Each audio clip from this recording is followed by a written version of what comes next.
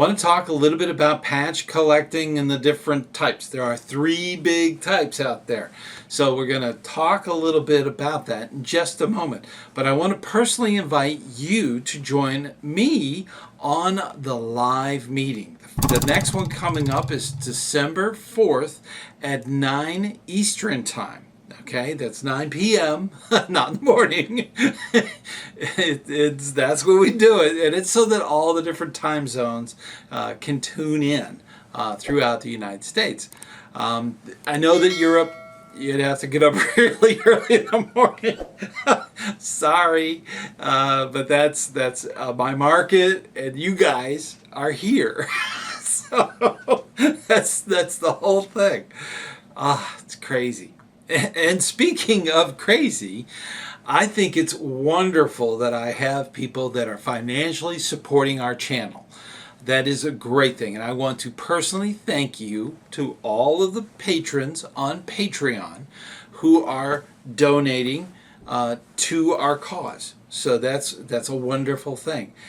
Recently, we opened it up so that here on YouTube, you can join. You hit the join button, which is on a lot of different screens throughout the channel. You hit the join button, and you can also contribute financially to the success of our channel. This is a wonderful thing, and it really helps out.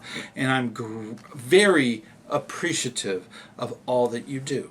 Now, the 3 big categories are, the first one is council strips. A lot of people love council strips.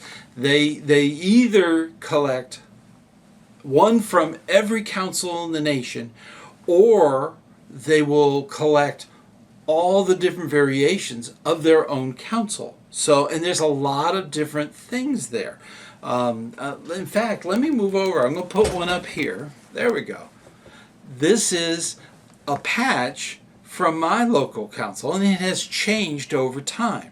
The Central Florida Council has many different variations, and there are people that just collect all the different kinds, the old ones, the red and white ones, all of the different, you name it, okay? So councils that have been around for a while will have many different variations. Some of them are very popular. Some of them commemorate different things. Some are, they do series for different things like NOAC and Jamboree and all the different types of council strips that are out there. It is amazing that so many people collect them. It's a wonderful way to say, I know someone in that council. I know a person that lives in that area. That's the neat thing about council strips. It covers the entire country. That's what's neat. And you can go back. If you're collecting just one variety, you could go back to before they even had the standard shape. You can get the little round ones or the little square ones. You know, it is amazing the history of council strips, or CSPs as the collectors like to call them. Now, additionally, they do things where if it's a contingent going to a jamboree, there are some people who just collect those, like jamboree council strips, okay? JSPs. That's something that some collect exclusively.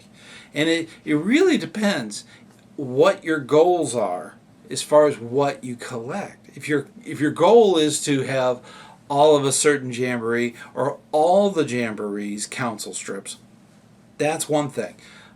This is something that the individual gets to choose, and then they can display them and put them in frames and all that kind of stuff. That's the wonderful thing about council strips. They are amazing. The number 2 that's out there is OA flaps, Order of the Arrow flaps. These things, okay, they are amazing. Every council will have anywhere from 1 to 2, I've seen up to 3, lodges, and each lodge has their own strip, and then they have all the different ones that they can come out with. There's just so many different variations that you can choose from as far as lodge flaps. Now they don't have to just be the flap. Sometimes they will put out a flap and a whole set of different events within the lodge that mirror up to the flap. So you got to have the flap and all the different variations. So collectors, you get to choose how deep you want to go as far as what types of patches you want to collect. That's all up to you. And the third big collecting thing is uniforms or patches that go to a uniform. They could be rank patches. In 2010, the National Council put out rank patches with the year on it. To celebrate the 100th anniversary. There was a ton of stuff out there for collectors to get a hold of. And that was true for Cub Scouts and Boy Scouts and all the different Sea Scouts and crew, all that stuff. They all had commemorative stuff for that time period. And it was for the uniform. Now, this is the unique thing. Sometimes collectors will fix their sights on collecting a genre, okay, like the 60s. So they will get all the uniform shirts, all the different kinds of uniform shirts, and then they'll get all of the different patches that go on them during that time period. So they can actually, it's almost like reenactment material, but it's current history. These are things that collectors really get into. Making sure that the patches match the uniform shirt. And they collect not just the patches, but the uniform shirt itself. So this is, it can go a little crazy. And I did a video, Patch Crazy, right up there. And then there's a lot of different things. But patches on a uniform are highly collectible. And a uniform literally tells a story. Okay? Another video. Okay, they tell a story. And then some people go as far as even collecting things like rank patches from different time periods, as you can see. And then they really get into the square knots. Square knots are amazing. They tell so much about a scouter's past, and in all the stuff that they've done and learned. That's part of the square knot. Another video. Okay, so you got your homework. If you're into patch collecting, it's a lot of fun. And doing that is a wonderful way for fellowship. Fellowship is a way of meeting new people. You go to an activity or some kind of meetup. That's something you can do. You can actually go there with a pocket full of flaps, a pocket full of council strips, and trade one for one. That is something that collectors do all the time. And of course, every single one is ruled by the Scout Oath and Law, and every single one ends with a Scout handshake. So that's kind of how this whole thing works with patch collecting. Highly recommend it. Get into it if you're not. Okay, try it out. See if this is something you would want to do. Also, your youth would love doing this too. It teaches, it puts the scouting values in action in an environment where it's just a patch. Okay? So that's the neat thing. It really teaches them the values. It drives it home. It makes it clear. That's the key to patch collecting and trading. There's a lot of different opportunities in your district where you could go to a patch tradery. You know, that's something that's possible. So look into that. It'd be great to take the whole troop in uniform, of course. And a lot of these will start scouts out that are not really trading or really ready for trading. They'll start them out with the basics, and then they'll give them a handful of patches. They're all unique. And they are encouraged to go out and trade. So. Yes, patch trading at summer camp. Let's talk about it. Summer camp is upon us. Some units have already gone off to summer camp. Some units are getting ready. Whether it be something of a week or a long weekend, like 4 or 5 days, instead of a 7 or a 10-day thing, there's a lot of different patch trading that can be going on. Now, there's some camps you may not find patch trading viable, okay? There are high adventure places that really don't do a whole lot of patch trading in regards to a daily thing, mainly because each contingent, each trek are actually out in the wilderness, and they really don't interact a whole lot during the week. So they may not even do patch trading. But when they're in base camp, oh my!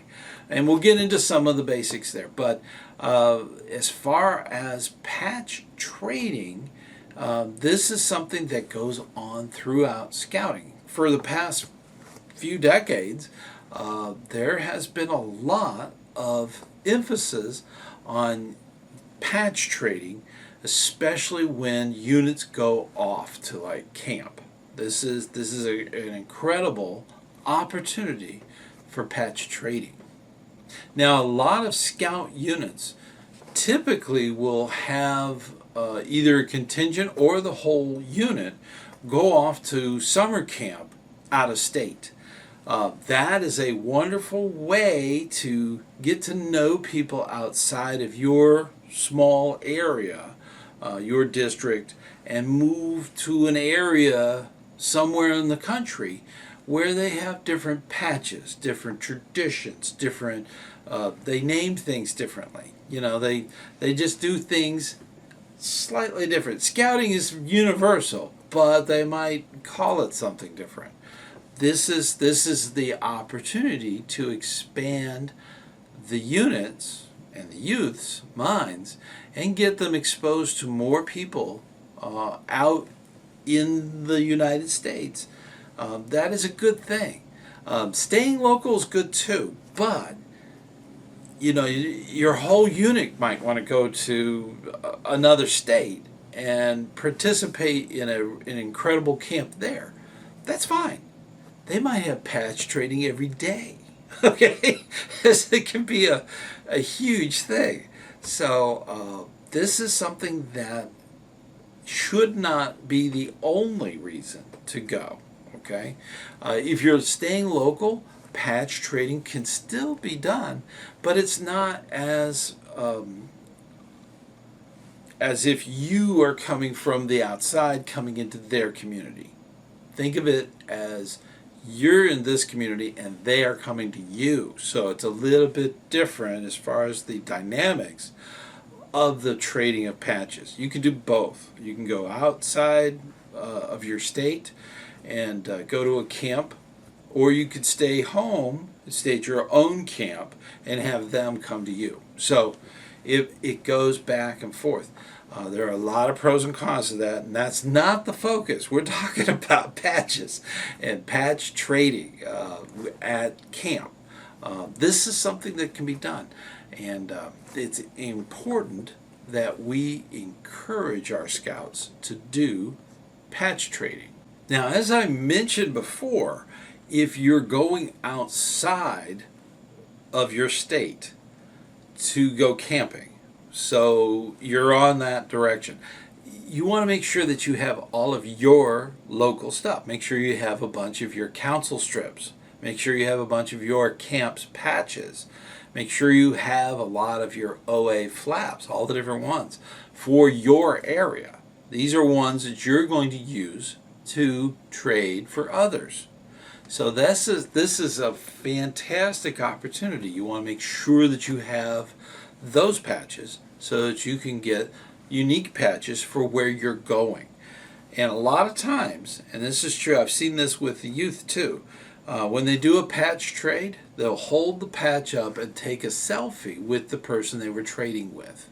They will both hold up their patches that they're trading and take a selfie.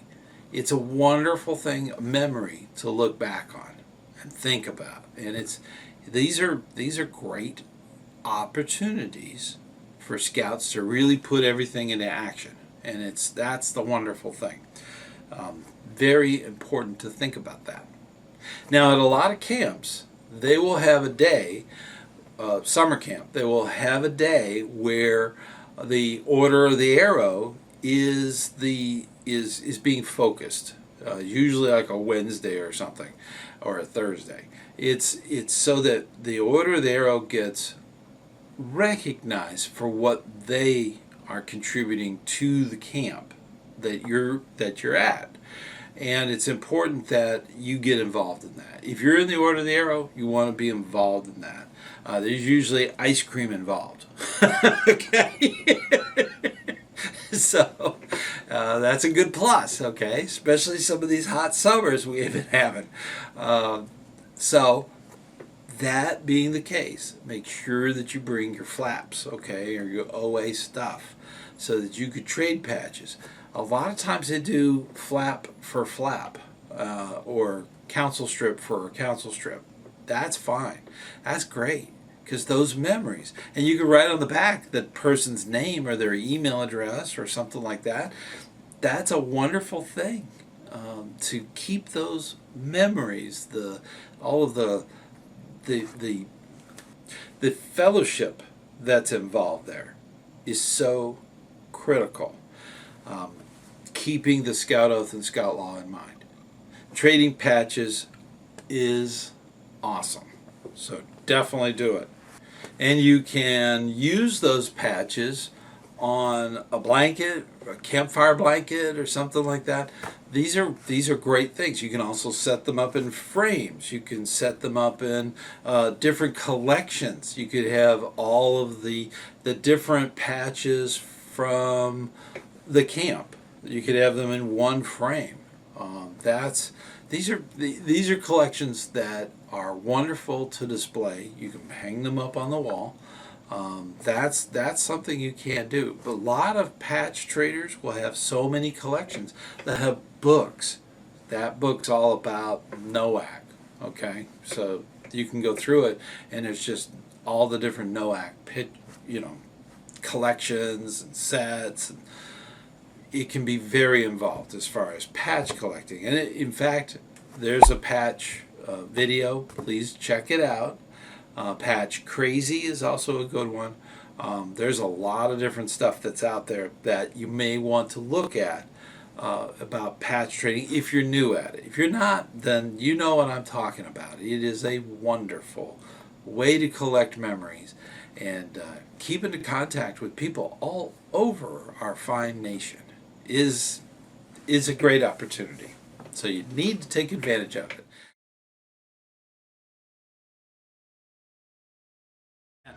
Let's talk a little bit about the Centennial merit badges and ranks. This was huge back in 2010. This was enormous. We were celebrating the 100th anniversary of American Scouting. Big thing. And during that year, they had special merit badges. Now, the year before, they were gearing up for very interesting merit badges they were going to bring back to celebrate the 100th anniversary. This was the Centennial merit badges they were going to bring out. Now, wherever they could, they tried to keep the requirements the same, so that they weren't adding anything, and they might have changed a few wording, but that was it. They tried to keep them pretty much the same as they were in the past. Now, a lot of merit badges were moved into other things, and it made the merit badges a little bit harder to earn. But sometimes they were hard enough on their own. Even in the past, they had different requirements that they had to meet. Regardless, a merit badge counselor cannot change anything. It has to go word for word. Everything they have in there has to be part of that requirement. That's always been that way. So keep that in mind. The first one was carpentry. Now, carpentry, this was very important. They had to know certain skills in carpentry, and especially how to use all of the carpenter's tools. That was very fascinating to me. Pathfinding. This merit badge was intended to make sure the scout knew their community. They could give directions. This was something that was incredibly important. Being a scout is helpful.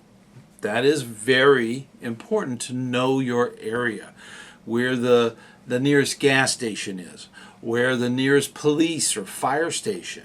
These are things that you had to learn for this merit badge. Also where City Hall was and how to navigate your town. That was very important. And it still is. Signaling. This was very important to know how to signal others over great distances. We have technology. Almost everybody is walking around with a cell phone. The mobile generation, I tell you, it's out there. But in the day, they didn't have that. The nearest phone might be a town away. That was back a long time ago. So that was a very important thing to know how to signal things. So it could be semaphore or Morse code or stuff like that. You never know. Those days, I hope, don't come back, but still, you gotta be prepared, right? so definitely look into that merit badge. Tracking. Tracking was an awesome merit badge, and it's for tracking animals, birds and animals out in the wild, and safe distances, stuff like that, and also how to track people, how to follow people. That was in the merit badge. So tracking was amazing. Now, all 4 of these Centennial merit badges counted towards rank advancement, and all of them had a gold border. That set it apart from the green and the silver bordered merit badges. Now, during the Centennial, every rank, even the Cub Scouts, had the year on theirs. But even the Scout rank, the Tenderfoot, the second class, the first class, every rank round badge for the Centennial, if you got that in the Centennial, was on there.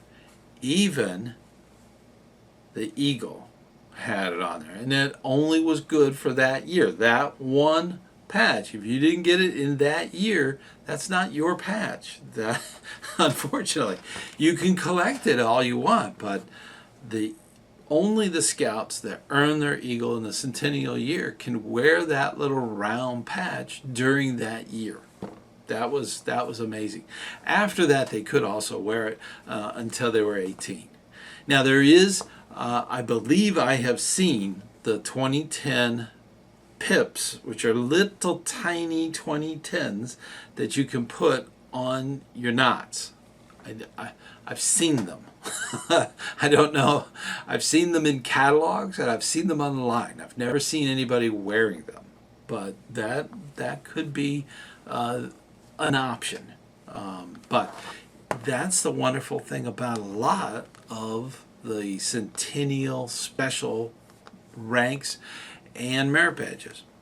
Now, some other things also carried through. A lot of camps had celebration Centennial stuff that was out there.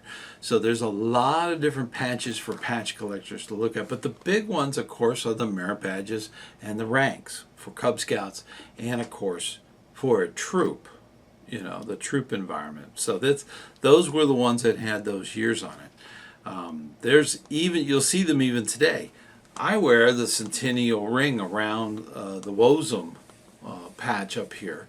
That is, I'm very proud of that. I was involved in scouting, and there were several events that happened during that year that I will cherish Okay, and I think that's a wonderful thing. Now the thing is that they don't go out of date. Now, for instance, if you just earned tenderfoot, you wouldn't be putting the 2010 tenderfoot on. Okay, I appreciate that you have a scout that wants to honor that patch, but they didn't earn it in 2010. That's the thing. And if they're wearing it now, they're too old for it. It's a very unique situation there. Same thing's true with those merit badges. They are no longer available, so you won't be seeing those on merit badge sashes. It's just been too long. You won't be seeing those on current display on a merit badge. It also is true for scouts in 2010 that were trying to get every merit badge. If they were trying to complete it in 2010, they had to get all 4 of those. That added to their list of merit badges they had to complete. After that, those 4 went away. They were retired. On December 31st, they were retired, and you can no longer earn them. That's fine. Now, sometimes they would earn them in 2010 and receive them the following year, during that December-January thing. So that's something to think about. But still, that was the only time they were any good, was during that 1 year. And that was amazing. That was amazing. Of course, once you've earned the merit badge, you've earned it. It never goes away. A merit badge, once earned, is earned. Same thing's true with a rank. Once it's earned, you've earned it. That's it. Okay, and that's the neat thing. So there's a lot of interesting things out there for anyone that's into patch trading or just general knowledge. Like, ooh, what's in this picture? Why is there printing on that merit? These are things that come up. So keep those things in mind. We do a lot of hard work. We all do, for scouting. And recognizing scouts is important. And making sure that those patches are right. And if you're collecting, that is, if you're trading or collecting, those are important things to know about because it's special. It's very limited. They only made so many, and that was it. So that's the one thing you have to really know what that was about. And especially if you're trading or collecting those patches. They make a beautiful frame. So definitely do that. But we do these things for our scouts. We help them. We help teach them neat skills and things like that. And these special stuff that comes up in scouting, that's really cool. So, but keep up that hard work. Keep helping those scouts succeed in whatever they choose to do. That is key. We have to keep this going. It's very important. So, until next time, I'll see you on the trail.